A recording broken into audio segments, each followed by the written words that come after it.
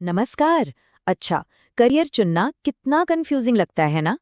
पर आज हम एक ऐसे फ्रेमवर्क को समझने वाले हैं जो इस सारी उलझन को सुलझाकर एक आत्मविश्वास के साथ भविष्य की योजना बनाने में मदद करेगा। चलिए शुरू करते हैं। 10वीं के बाद क्या करना है या फिर ग्रेजुएशन के बाद कौन सा रास्ता लेना है, ये सवाल हम सबके दिमाग में घूमता है कभी ना कभी। पर अच्छी बात यह है कि इस कन्फ्यूजन से निकलने का एक बहुत ही स्मार्ट तरीका है जो हमें एक साफ रास्ता दिखा सकता है। अक्सर हमें यही सिखाया जाता है कि भाई एक लक्ष्य बनाओ और बस उसी पे टिके रहो।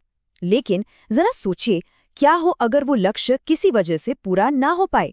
यहीं पर सिर्फ एक ही प्लान पे टिके रहना ये थोड़ा रिस्की हो सकता है।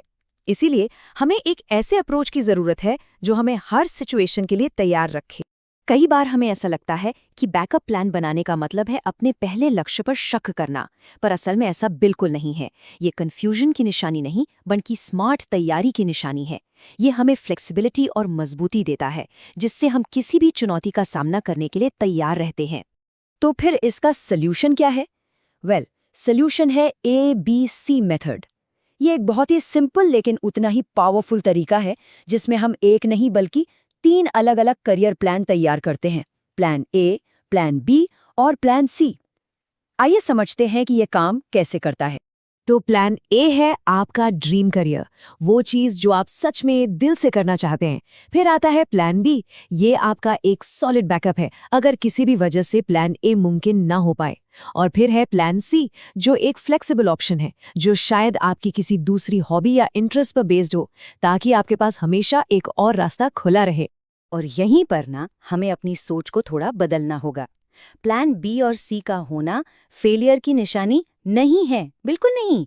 इसका मतलब ये है कि आप इतने समझदार और दूर की सोचने वाले हैं कि आपने हर सिचुएशन के लिए खुद को तैयार कर लिया है।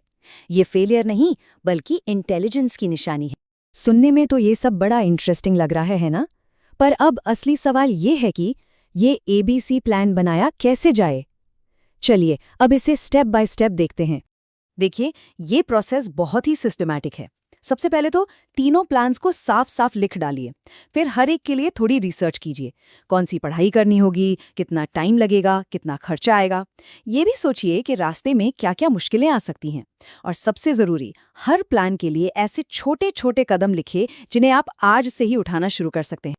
और एक बात याद रखिएगा, ये कोई रेस नहीं है, ये एक सोचने समझने वाली प्रोसेस है जिसमें टाइम लगता है। तो कोई जल्दबाजी मत कीजिए। अच्छी तरह से जानकारी इकट्ठा करने और अपने परिवार या मेंटर से सलाह लेने के लिए पूरा समय लीजिए। आपके प्लान्स तभी काम करेंगे जब वो प्रैक्टिकल होंगे। इसीलिए अपने पेरेंट्स से या जो भी आपके गार्जियन हैं, उनसे खुलकर बात करना बहुत ज़रूरी है। पैसों के बारे में, सपोर्ट के बारे में, स्कॉलरशिप के मौक़ों के बारे में, ये सारी बातें प्लान को ज़मीन पर लाने में मदद करती हैं। चलिए, अब थ्योरी से हटकर कुछ असली दुनिया के एग्जाम्पल्स देखते हैं। मान लीजिए कि कोई हेल्थ केयर या एजुकेशन में अपना करियर बनाना चाहता है, तो उसका ABC प्लान कैसा दिख सकता है? अब देखिए, जैसे हेल्थ केयर वाले पाथ में प्लान ए है डॉक्टर बनना। अगर वो नहीं हो पाया तो प्लान बी हो सकता है नर्स या फिजियोथेरेपिस्ट, और प्लान सी लैब टेक्नीशियन। इसी तरह एजुकेशन में प्लान ए टीचर है तो बी और सी काउंसलर या एडमिनिस्ट्रेटर हो सकते हैं। ये दिखाता है कि ये सिस्टम कितना फ्लेक्सिबल है। तो इस पूरी बातचीत से सबसे बड़ा सबक क्या है?